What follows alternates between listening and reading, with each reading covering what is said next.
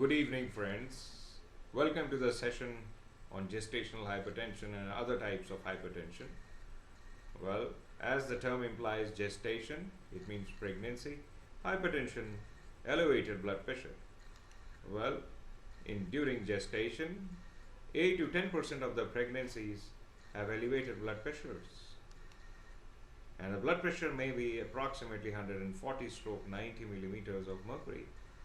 It is measured twice over 6 hours, and the value is considered diagnostic of hypertension in pregnancy. Most women have pre-existing primary hypertension, but high blood pressure in pregnancy may be the first sign of preeclampsia, which is a very serious condition of second half of pregnancy and puerperium. So preeclampsia is a stage which is just prior to eclampsia, which is a life-threatening event for the lady. The preeclampsia is characterized by elevated blood pressures and proteins in the urine called as proteinuria. Now, to understand it further and to let you know the importance of gestational hypertension, preeclampsia doubles the risk of perinatal mortality.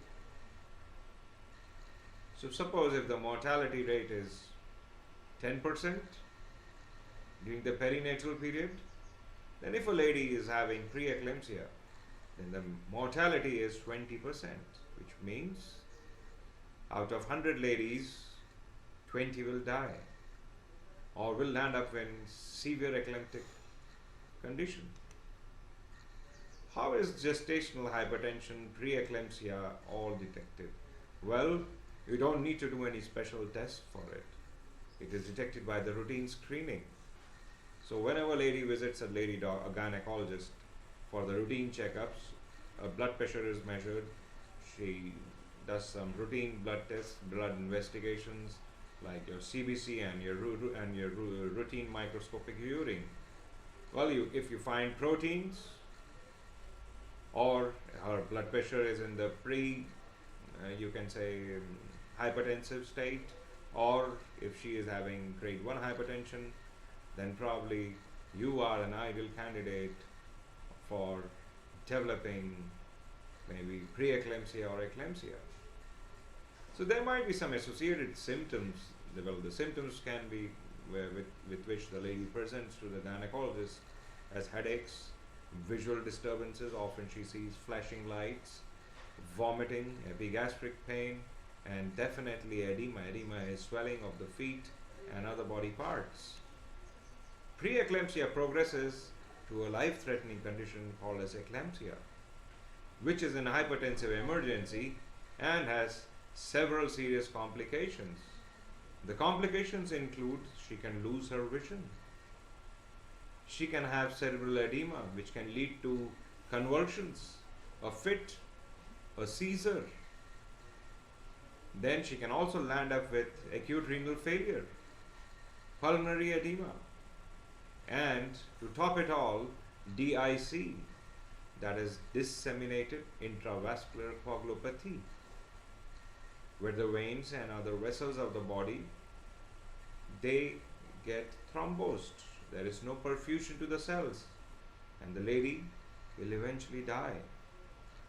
So gestational hypertension has to be considered at a very serious note from the beginning and needs to be treated aggressively. Now what we need to talk about after gestational hypertension is a term which is often used in our visual aids, and that term is called as isolated systolic hypertension. There is one more term which is not used quite often, and it's called as the pseudohypertension. Well, isolated systolic hypertension relates to increase in the pulse pressure. Well, as you know now, in the previous slides, in the previous training sessions, we discussed what is pulse pressure. Well, pulse pressure is nothing else but the difference between the systolic and the diastolic blood pressure. A high pulse pressure means that probably your systolic blood pressure is abnormally high and a diastolic blood pressure is normal or it can be low. This condition is commonly seen in elderly. The reason given for the increase in the systolic blood pressure, the reason given is the aging of the arteries.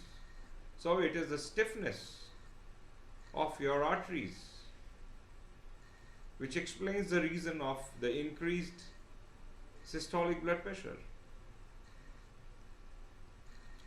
Now, the diuretics and calcium channel blockers are the drug of choices in elderly patients with ISH, that is isolated systolic hypertension.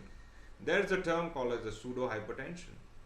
Well, pseudo-hypertension is also seen in the elderly and is also called as the non-compressibility artery syndrome.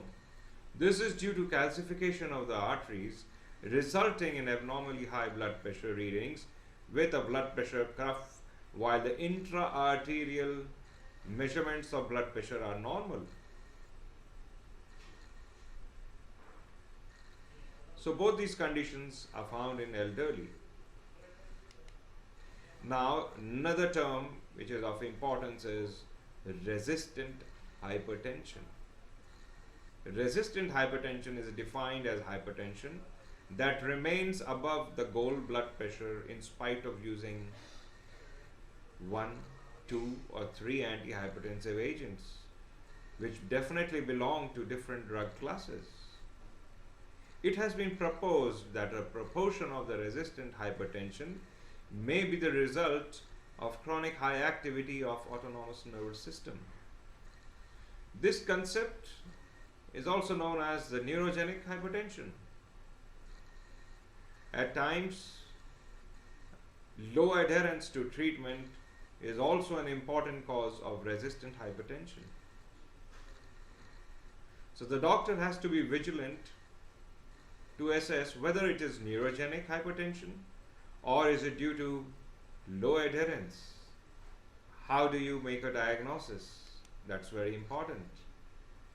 Well, hypertension is diagnosed on the basis of persistent high blood pressures. You can see the cuff attached to the patient's arm. Traditionally, NICE, that is National Institute of Clinical Excellence, recommends 3 separate sphygmomanometer measurements at 1 monthly intervals. The American Heart Association recommends at least 3 measurements on at least 2 separate healthcare visits. But the common in them will be raised or elevated blood pressure. That is the common thing. That's only how you make a diagnosis. Correct? So there are some typical tests which are performed and they have been mentioned in the Harrison's Principle of Internal Medicine related to the different systems. First is the renal or the genitourinary system. Here you do an analysis of the urine. You do a microscopic urine analysis for proteins, then ketones, sugars, then bacteria, cast, all are done in your routine microscopic analysis of urine. Then you do the values of BUN, creatinine, which are indicators of the kidney function. For endocrine system, when you consider, then you do the electrolytes, you do the calcium, you do the thyroid stimulating hormones, the T3 and the T4s. Then for metabolic system, when you are considering, you take into account the fasting blood sugars, the postprandial blood sugars, high density lipoproteins, LDLs, total cholesterols and the triglycerides.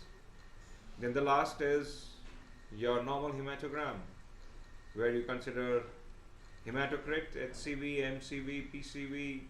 All these parameters are evaluated.